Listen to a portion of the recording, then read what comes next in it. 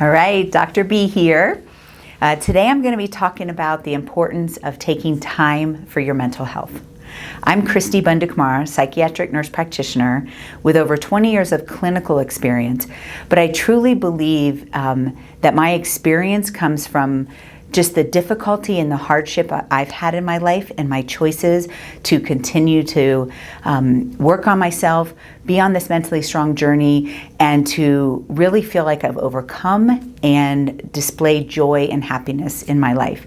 And I want you to be able to do that as well. So, we're coming out of this pandemic. I'm a little concerned that we are going to go into kind of a mental health crisis. I think everybody's been holding on, waiting for this pandemic to be over.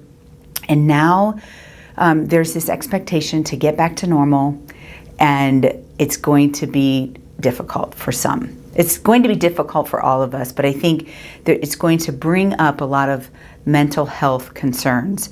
And I want to challenge you to take care of your mental health.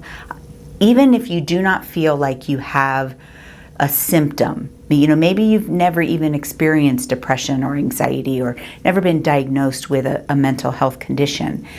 We all have a mental health, right? Like we are these mental, emotional, spiritual beings that are interacting with the world. And we've got to take care of ourselves in all of those elements. And so, and especially if you struggle with depression or anxiety, maybe never sought treatment, start taking care of yourself. Read some books, learn about yourself, get some insight. I'm always going to tell you to learn the Mentally Strong method, but there's other things out there that can help you be stronger, to learn about yourself and how you interact with this world. Right? I was talking to somebody a couple days ago, and he was saying, and he was very proud, and this kind of stuck with me. He was like, I'm very proud that I see a therapist. I go to the gym and I have a trainer for my body. Why wouldn't I have a trainer for my mind? So, the stigma around seeing a therapist or going to seek help, let's get rid of that, right? Think of it like a personal trainer. What do you need to be mentally strong? What do you need to take care of your mental health? I always hear people talk about, self-care, go get a massage or go get your nails done or something like that. And those are nice. If that brings you joy and that brings you relaxation, please do that, right? But I'm talking about something on a different level, on a mental, emotional, and spiritual level. We need to be taking care of ourselves. So I'm asking you, are you taking care of yourself and those things? Mentally, do you feel strong? Do you feel like you're getting a little stronger every day, right? Because I think being mentally strong is kind of, if you actually think that you are 100% mentally strong, you probably are lacking some insight. Because it's a journey, right? And it's something that we continue, hopefully every day, every year of our life, we are growing in that mental strength. The more things that you have endured and overcome and experienced makes you mentally stronger. So that's a journey of mental health and mental strength. But also emotionally, do you feel like you are not only in touch with your emotions, but in control of your emotions, right? I think that I went through a period of time in my young adult life, and I even have bad days where I don't feel like I have control of my emotions, and I have to really check myself, right?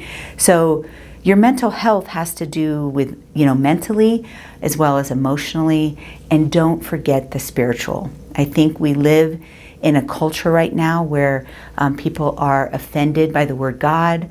They feel like if you have conversations with someone about God, that you're trying to proselytize or you're trying to get them to believe what you believe. And I just want to challenge each and every one of you that you are a spiritual being, that you should figure that out. And in the Mentally Strong method, we use the word God, and I considered using other words, higher power or, but it doesn't matter what word we use at this time in our culture, it's going to offend somebody. So I chose to just continue to use the word God.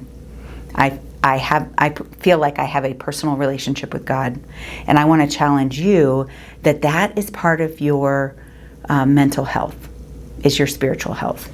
What do you believe? What do you believe is outside of yourself?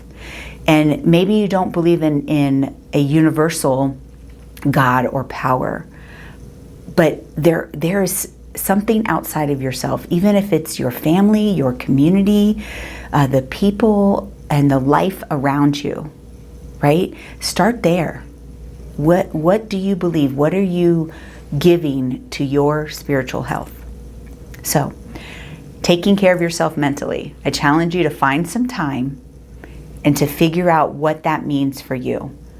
But it involves having some insight into your mental, emotional, and spiritual self. So, challenge you to take that time of self-reflection. Think, organize, choose. We talk about that a lot in the Mentally Strong Method. And this is the Mentally Strong Method is just a formula for you to figure some of those things out. But maybe you want to go to a professional therapist. Maybe you want to read some self-help books. Maybe you want to talk to a spiritual leader in your community. Do something for your mental health. Let's continue to have less stigma around mental health and start to teach it as a strength. Like, how do we become mentally strong? How do we become mentally healthy? I think we put a lot of money and effort into mental illness teaching, which is great. We need to have awareness of depression, anxiety, bipolar, suicide. But I think as we do that, we are making a divide, because there's a large part of the population that don't experience those symptoms.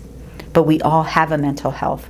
We all can, continue to grow in that and be stronger. And as we do that, the people around us will feel that strength. So I challenge you, wherever you are on that spectrum of mental health, that you continue it as a journey of continued improvement, because I do believe that you are mentally strong.